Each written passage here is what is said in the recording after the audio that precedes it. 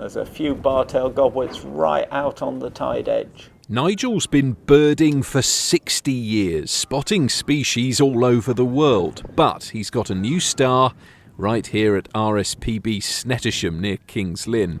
He's called Clive, he's a bar-tailed godwit, and since he was fitted with this tiny tracker last month, he's been on quite the journey. He took off, went westwards, and then round off the west coast of Ireland, went south, almost got to Spain, then he turned round and came back again. Called in at the Thames for a few hours before coming back to exactly the same patch of mud within about 100 yards of where it had been feeding before it left. It turns out Clive had bumped into a storm before he could reach Africa, so his 2,000-mile, 4-day marathon flight was for nothing.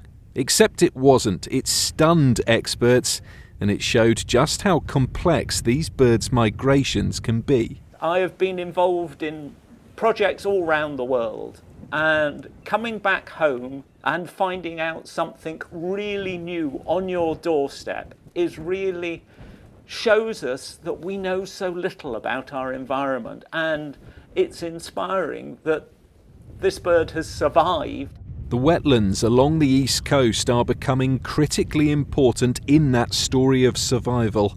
Used by millions of birds, it's a vital stop on the East Atlantic Flyway. This is a global superhighway for migrating birds which are spending their summers in the Arctic where they breed and in Africa in the winter. Here on the Wash in particular, it's really important. Essentially it's like a service station. If we were doing a long journey, you'd need somewhere to rest, you'd need somewhere to fuel up, and that's exactly what this site does for these birds. Bar-tailed godwits are notoriously tenacious migrators. One was once recorded flying non-stop from Alaska to Australia. Clive's colossal campaign wasn't quite in that league, but it's caused a lot of excitement here. And now he's out there somewhere, enjoying the fine cuisine at his Norfolk holiday home, building up the strength to have another go.